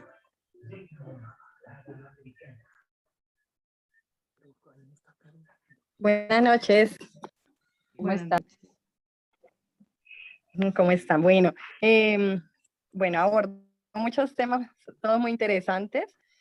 Bueno, entonces voy a hablar como de dos, así brevemente. Uno de los que me llamó la atención al empezar, pues, como de la situación que se ha dado, pues, debido a la pandemia, de los cambios. Los seres vivos siempre nos adaptamos a las diferentes situaciones, al clima, a los vecinos, a las circunstancias. Y a veces en medio de la adversidad de pronto podemos pensar, ¿cuándo se va a acabar? ¿Cuándo va a pasar esto? Esto no tiene final o este es el peor año, pero siempre por más dificultad va a surgir algo nuevo. Siempre esto nos va a hacer más creativos. Vamos a buscar la forma de resolver y siempre va a quedar un nuevo aprendizaje. En medio de la pandemia, pues nosotros en un principio en la familia pues tuvimos el temor que siguiente, pues yo creo que todos o muchos, de salir y demás, pero pues llegó un momento en que también lo pensamos y dijimos, pues nosotros, el ser humano es un ser sociable por naturaleza, ¿sí? Y privarnos de hacer cosas que nos gustan, si nos gusta salir, si nos gusta ir a un restaurante, si por miedo dejamos de hacer cosas que nos apasionan, pues es una forma también de morir lentamente. Entonces, pues morir lentamente o vivir con incertidumbre, pero pues siguiendo las normas de bioseguridad, pues no, el cuidado, ¿no? Sin dejar de lado el uso de esos elementos. Esto por un lado. Y bueno, por otro lado, pues el tema político, pues sí, es importante que así no nos guste, pues estemos en este tema porque nos compete a todos, es un deber, es un derecho y es muy importante, ¿no? Lamentablemente, pues el sistema no permite, ¿no? En las instituciones educativas y establecimientos educativos, no permite que haya opciones para que los niños, niñas, los adolescentes, los jóvenes realmente pues tengan como un aprendizaje de las diferentes posturas o sí, porque si le enseñan de un lado, entonces si es la postura política que no le conviene pues al gobierno, pues entonces llegan las tutelas, las demandas al profesor y los problemas pues a la institución educativa porque no enseña lo que el sistema quiere que se enseñe. Muchas gracias. Bueno, quería decir que de ese sujeto político es entendido como un sujeto que, o sea, que piensa por sí mismo, o sea, no está bajo la influencia de nadie, sino que tiene, digamos, como un criterio para estar en este mundo como un sujeto. O sea, la subjetivación es eso, es uno pensar por sí mismo, lo que llama Kahn alcanzar la mayoría de edad. Y no decir que somos, digamos, como los títeres de todo lo que ocurre, sino que tengo un criterio frente al mundo, ejerzo mi ciudadanía. Ejercer la ciudadanía es entender los deberes y los derechos que tenemos y aportar, digamos, al buen vivir. En ese sentido, es ese sujeto político. Gracias, mi profe Liz. Gracias, profe Chel. Mauricio, antes de darte la palabra, está la profe Sandra y quiero también leerte un comentario en el chat de la profe Justina, donde te agradece mucho por el conversatorio, que ha sentido que la ha movilizado a transformar, a comprender y cooperar a un mejor convivir social, familiar y laboral. Muchas gracias, profe Justina, profe Sandra y después el profe Mauricio. Hola, buenas noches para todos. Gracias, Chelmar, gracias compañeros por sus intervenciones. Me encantó el conversatorio de hoy. No entiendo por qué no salgo en pantalla si tengo encendida la cámara. Sí, yo también te iba a preguntar eso, Sandra. ¿Por qué no estás allí? Sí, y ahí está la cámara encendida. Hoy no sé qué le pasa a mi computador. Enloqueció. Bueno, yo cuando vi el título del tema, voy a ver, yo la voy a poner, estoy desactivando la cámara y la vuelvo a activar a ver si de pronto aparezco, pero no me quiere dejar ni porque estuviera despelucada. Bueno, No hablemos de las despelucadas, por favor. Bueno, miren, cuando yo vi el título del conversatorio, Una mirada a la educación superior desde el desarrollo humano, no me imaginé que estuviéramos hablando del tema del conflicto y me encantó porque en el programa Liderazgo, Emprendimiento e Innovación que la universidad imparte, hay 12 módulos y yo tengo a cargo el módulo de transformación de conflictos. Es un tema que he estado trabajando, un tema que me ha resultado cada vez más apasionante y que definitivamente tenemos que articularlo con lo que vivimos. Indeleblemente nosotros tenemos que seguir hablando de la pandemia y entonces uno dice, ay, otra vez el tema de la pandemia, ¿hasta cuándo?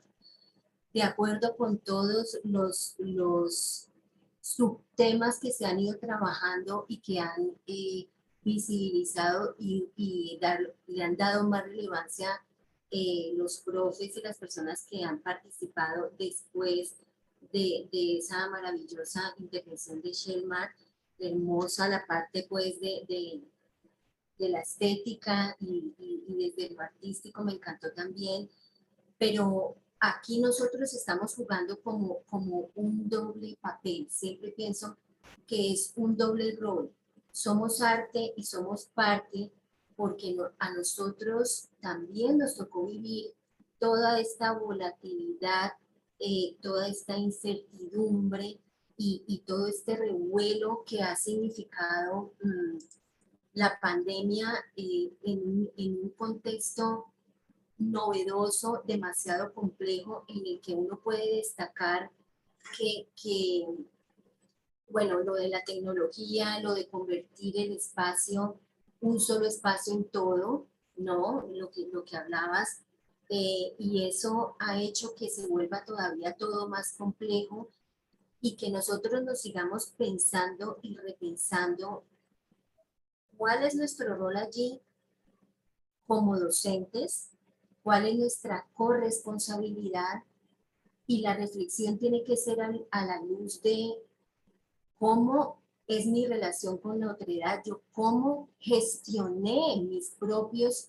sentimientos, mis propias emociones, cómo gestioné todo eso que yo viví de ansiedad, de fragmentación, de desaprendizajes, ¿no? Un desconcierto permanente, una angustia permanente de lo que viene, de lo que va a venir, de en qué estamos, y yo cómo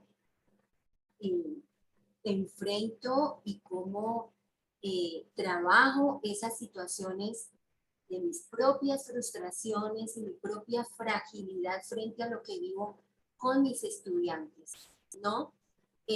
Esa situación de salud mental quebrajada no es que yo la estoy manejando de una manera maravillosa y brillante y muy bien direccionada hacia mis estudiantes, sino es simultáneamente cómo lo manejo conmigo como persona, como ser humano que vive, que convive y que yo tengo que enseñarle en ese acto político, en ese acto de convivencia y en ese acto de ser humano, sencillamente, ¿no? Con mis estudiantes. Entonces, ellos están necesitando todo el tiempo un apoyo psicosocial. Esos primeros auxilios psicológicos los están necesitando a diario.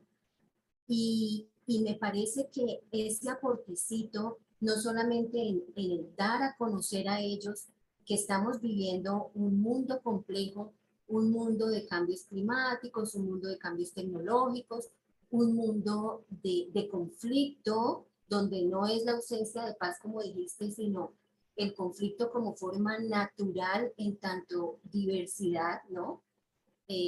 multiculturalidad y formas diferentes de pensar y de ser. Así lo tenemos que seguir manejando y sigue siendo entonces un asunto de una estrategia didáctica donde tenemos que hacer uso de los mejores recursos personales, pedagógicos y tecnológicos, además como de coyuntura y de volver a pensarnos en que estamos dando como ese salto a la presencialidad, estamos como en ese momento como de alternancia y que tenemos que volvernos a preparar para la presencialidad, entonces también cómo lo manejamos, ¿no? Es eso, tenemos que recurrir en un esfuerzo permanente a construir unas apuestas consensuadas, una co-construcción con ellos para resignificar nuestro modo de ser, sentir, actuar y convivir en este mundo y sobre todo que nuestros estudiantes se contagien de todo lo bueno, de todas sus propias potencialidades y competencias para lograrlo juntos, ¿no? De una manera así horizontal y no sentirnos que somos los que sabemos, sino que aprendemos, ¿no? Es un proceso de enseñanza-aprendizaje totalmente conjunto y de construcción mutua. Eso era. Gracias, mi profe Sandra. Bueno, Mauricio. Incluso yo le agregaría una cosa, o sea, uno también como profe, cuando uno ve Mauricio, discúlpame un momentico, cuando uno ve, por ejemplo, las cosas que uno enseña, uno dice, ¿qué habría que enseñar ahora? O sea, ¿y qué no hay que enseñar? O sea, uno reevalúa esos, hay unos temas que uno dice, ¿yo para qué enseño esto? O sea, ¿qué hay que enseñar ahora? O sea, que el mundo está así. ¿Cuáles son las cosas que tenemos que aprender? A sobrevivir, a sembrar, a cuidar la salud de otra manera. O sea, uno tendría que incluso repensar los contenidos de las cosas que está enseñando. Si uno fuera más allá, si uno dijera, como profe, ¿verdad? Esto tiene sentido enseñarlo, no, esto ya no tiene sentido. O sea, hay cosas que en este momento son caducas, que no son prioridad por lo que está pasando en el mundo. Y uno insiste en unos conocimientos que uno dice, Dios mío, y no está leyendo lo que está pasando. Por ejemplo, yo que trabajo en educación inicial, ¿qué habría que trabajar con los niños ahora que acaban de pasar por todo esto? Alguien dijo, la gente está silenciada. Sí, los estudiantes están silenciados, están callados, no quieren hablar. Y ahí hay algo que trabajar. Mauricio, qué pena. Bueno, muy buenas noches para todos. Yo creo que este tema del conversatorio incluso debería tomarse como un paradigma que se tiene que sentar para todo el proceso educativo a nivel nacional en nuestra nación, sobre todo en la educación superior. Y no es de la coyuntura por el tema de la pandemia, del virus, no. Este es un problema que viene con raíces profundas en nuestra historia nacional.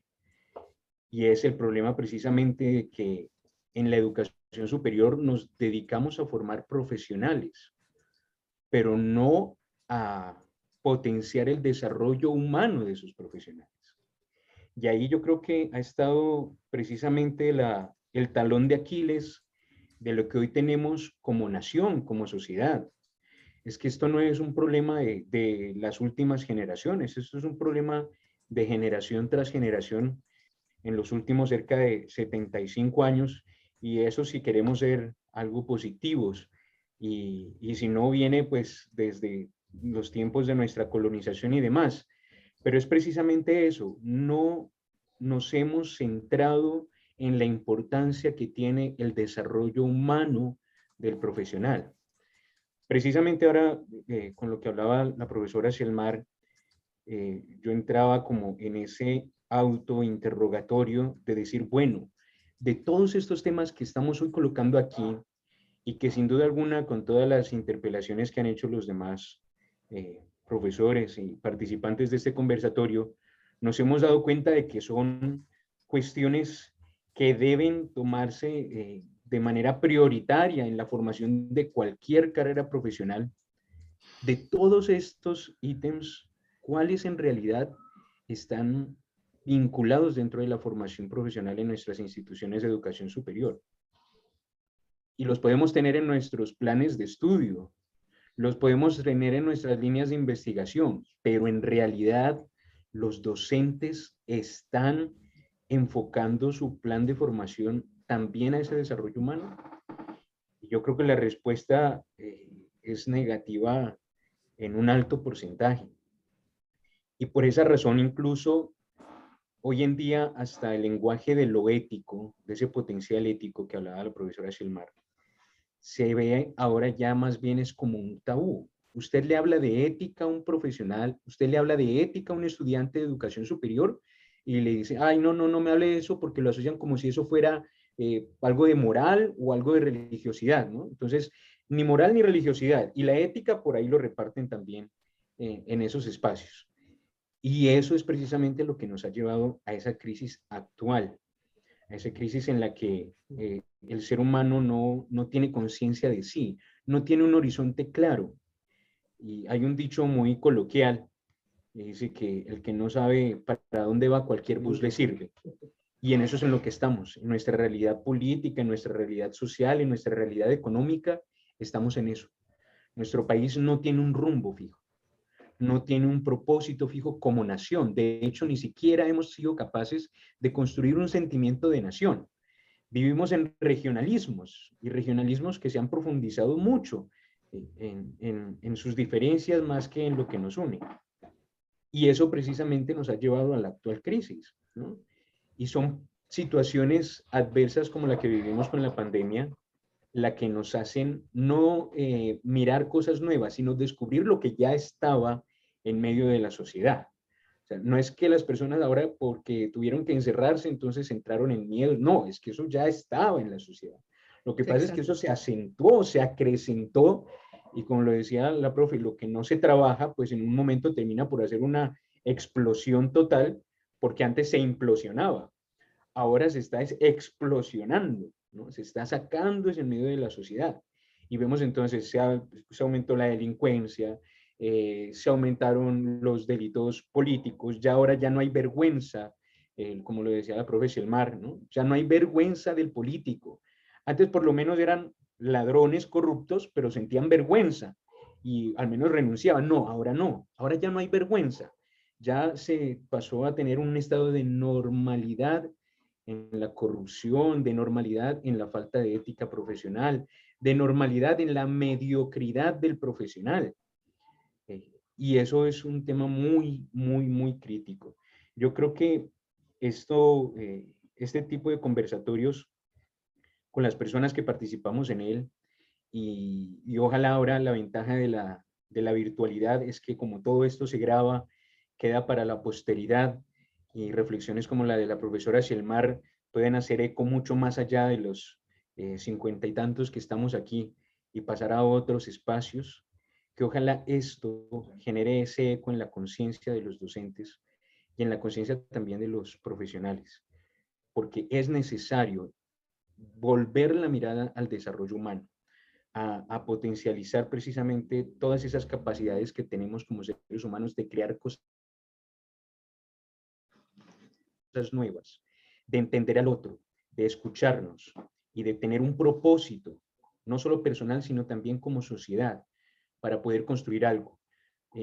Incluso más allá si nos toca sacrificarnos. Yo creo que esta generación, y al igual que ustedes que hacen parte de una generación más sabia, pero es la que nos va a tocar sacrificarnos para hacer un punto de quiebre en todo lo que lleva esta historia en nuestra nación y para que resurja verdaderamente lo que queremos como un país y como una sociedad que camina hacia el progreso y hacia la plenitud de nuestras personas que habitan en ella. Entonces, muchas gracias a la profe Xelmar, a la profe Lina, como siempre, por su interés humanista ante todo, y feliz noche.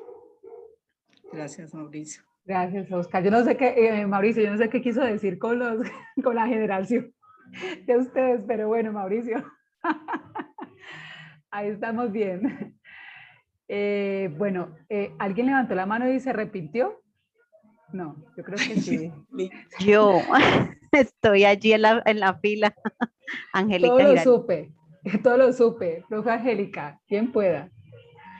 Bueno, primero agradeciendo a la profe Chelmar, excelente presentación. Ya sabemos cómo reacciona en una pandemia con su potencial creativo. Excelentes diapositivas. Vemos que realmente tenemos creatividad cuando nos dejan encerrados, aunque ella no estuvo encerrada, yo no sé a qué horas hizo todo lo que hizo, pero bueno, felicitaciones, muchas gracias por este espacio. Más que una apreciación, quiero hacer es una pregunta a la profe Chelmar, con su experiencia, larga trayectoria dentro de este ámbito de docente. Ella tocó un tema potencial comunicativo y hablaba sobre la parte de la actitud que se tiene en cuanto al poder.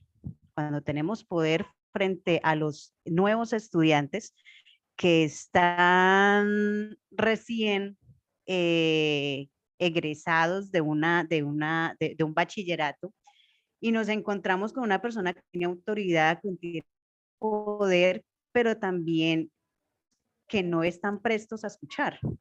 Y por lo tanto esto hace que muchas veces haya una, ¿cómo se le puede llamar a eso? Que haya un cierto, no avance del estudiante, porque muchas veces los maestros o los docentes están con ese poder, con esa autoridad, y no están prestos a aprender de aquellos que también llegan y tienen muchos afán también de ser escuchados y dirigidos por ustedes que tienen tanta experiencia. Entonces, como pregunta, que sí realmente tengo la misma de la profesora Aya, que creo que fue una de las personas que me dio clase, la profe Sandra con su intervención final también fue la apreciación totalmente de acuerdo. Usted como profesora, ¿qué libro, qué documental, qué película nos puede recomendar docentes que queremos ingresar no solamente a la institución de la que fuimos egresados, sino a otras universidades, para no permitir que el poder nos aleje de ese propósito inicial como docentes? Esa es mi pregunta, profe.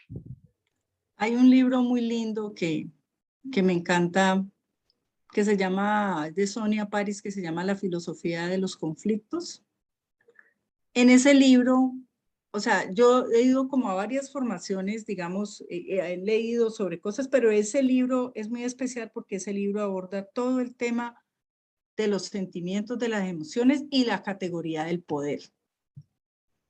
Y leer sobre la categoría del poder, pues es caer en cuenta un poquito de eso. Y leer, digamos, esa filosofía de los conflictos de Sonia Paris es como ingresar al mundo, a eso que decía el profe ahorita, algo eso que parece muy cotidiano y que por ser muy cotidiano como que ya no lo vemos, ya lo obviamos o nos parece que es así o lo naturalizamos, es la palabra.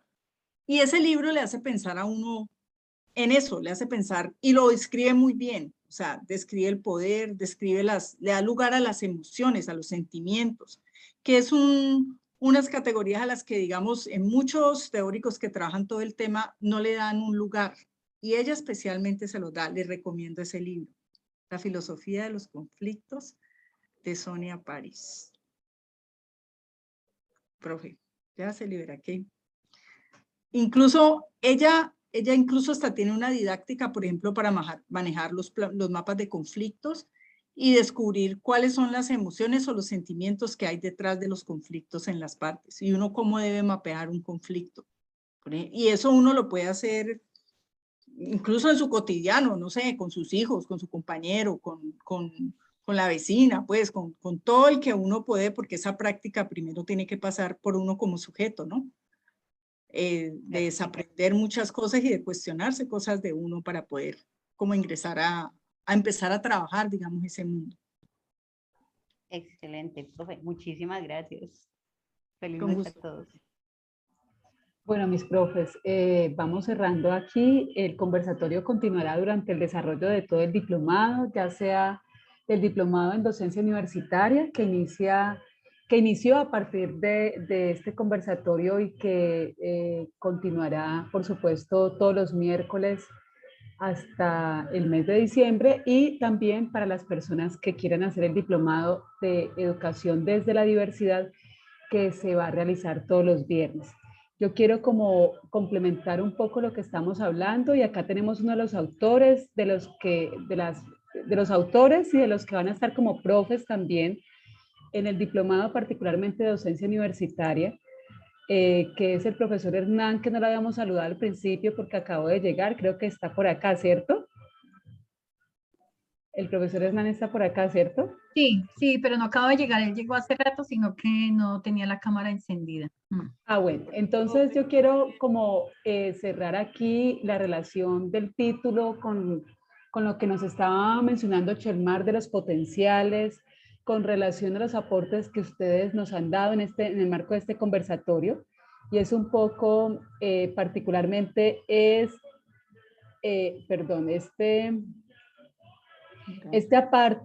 párrafo, ¿sí? Este es un libro muy importante para los profes de la universidad, incluso para los egresados, como también a los profes o las personas que apenas van a iniciar la docencia universitaria, ya sea en nuestra institución o cualquier otra, ¿cierto? Y es un poco lo que nosotros en nuestro modelo pedagógico institucional entendemos, y este es un párrafo nada más, justamente por la parte de la concepción humanista. Yo no sé si quién me colabora aquí con este parrafito, nada más, que quiero que sea una provocación para lo que vamos a abordar el próximo miércoles, justamente ya en el diplomado. Entonces, no sé, ¿quién? Ojalá todos. ¿Alguien? A ver, ¿quién? Este parrafito. Dale, ese parrafito. Ok, donde dice, esta concepción humanista reconoce en el alumno su individualidad, como un ser único y diferente a los demás, que acepta sus temores y sus necesidades. Lo reconoce como un ser capaz, partícipe y constructor de sus potencialidades, en condición de poder resolver la infinidad de problemas que la vida misma le representa en el ámbito social. Gracias, mi profe, gracias. Esto es nada más una provocación porque, como notan, evidentemente, pues el modelo pedagógico está en un librito que, bueno, viéndolo bien, no es tan grande. Hay quien compartió por aquí. Air está compartiendo.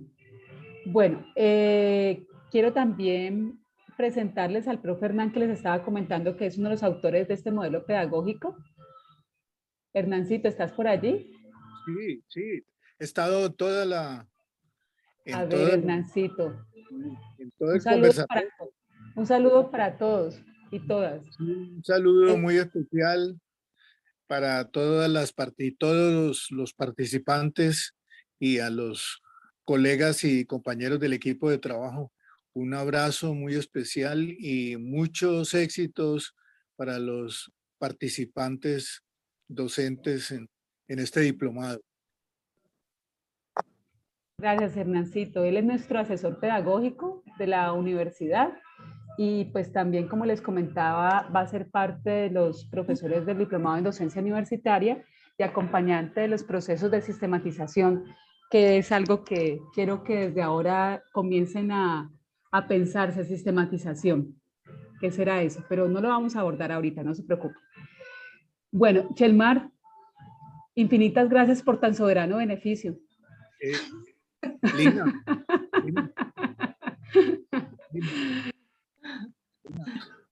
Voy Hernán, que aquí estoy en los gratitudes.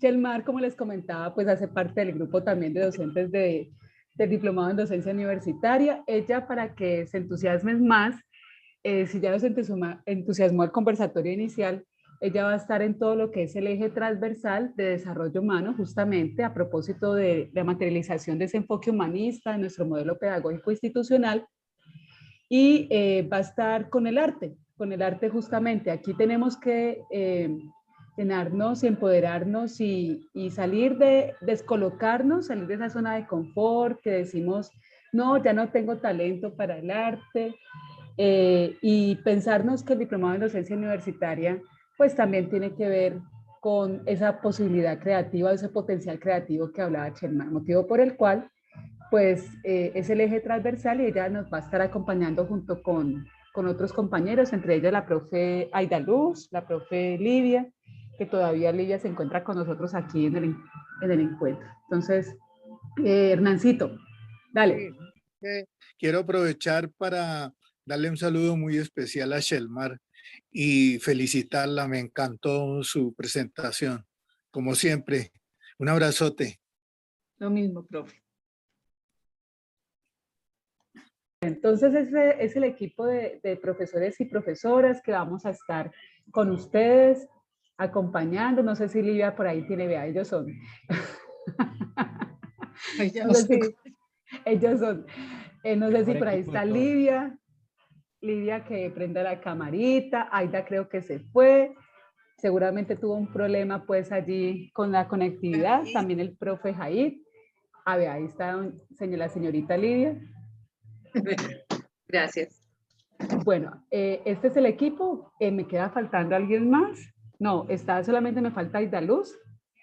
Y bueno, yo también aquí, también hacemos parte del equipo del Diplomado en Docencia Universitaria. Agradecemos también a todos los que están aquí interesados en el Diplomado en Docencia, en el Diplomado en Educación desde la Diversidad, a todos los demás profes que no quieren hacer ninguno de los dos diplomados, que espero que no sea el caso, pero que también están compartiendo y disfrutando este espacio y todo lo que fue escuchar los potenciales humanos en el marco del desarrollo humano y de la docencia universitaria. Felipe, bien pueda. Bueno, profes, muchísimas gracias. Ahí, como ustedes pueden ver, está el cuadro de todos los profes que nos van a estar acompañando en este gran diplomado. Ahí les estamos compartiendo en el chat. En el chat les estamos compartiendo un breve formulario. Si está interesado usted en el diplomado de educación desde la diversidad, para que deje sus datos y así nos vamos contactando, le vamos dando toda la información, usted se va enterando pues de qué se va a tratar este diplomado. Esperamos aperturar clases más o menos a finales de septiembre. Para la tercera semana de septiembre estaremos iniciando con este diplomado de educación desde la diversidad, así que pues ingrese sus datos, ahí también está el link por si tiene alguna duda, es muy sencillo, clic, va al grupo de WhatsApp, va al chat a hablar conmigo desde WhatsApp, aquí estoy pendiente de todos ustedes, yo soy la persona que ha estado en contacto y enviándoles información todo el tiempo a sus correos electrónicos, o sea que revisen sus correos electrónicos porque vamos a estar compartiendo mucha información valiosa sobre el tema de educación y diversidad. Entonces, van a estar alimentándose de esta información todos los profes y obviamente, pues vamos a estar en todo el proceso de inscripciones y acompañándolos para que sean parte de este diplomado. El diplomado de docencia universitaria cierra ya sus inscripciones. Si usted viene haciendo el proceso, escríbame. Ahí también está, revise que al final del link del mensaje que voy a compartir está el link de WhatsApp. Escríbame porque ya estamos organizando todo el grupo y hay unos cupos bastante limitados. O sea que si usted viene haciéndolo hasta ahora y ya hizo el pago hace poco, es el día de hoy, escríbame porque para que no se quede por fuera. Ya estamos conformando todo el grupo. Entonces, hoy iniciamos básicamente con este gran conversatorio de la profe Shelmar. Muchísimas gracias, profe, por todo lo que nos compartió y esto es lo que se viene realmente para el diplomado de docencia universitaria. Si usted no pudo hacer parte de este diplomado de docencia universitaria en este momento, también escríbame para tenerlo en cuenta, irle compartiendo también información durante este tiempo y para que esté pendiente porque no sabemos en qué momento volvemos a abrir el diplomado, entonces esté usted ahí en la lista entre los primeros que va a ser parte de él y porque se dio cuenta son cupos limitados.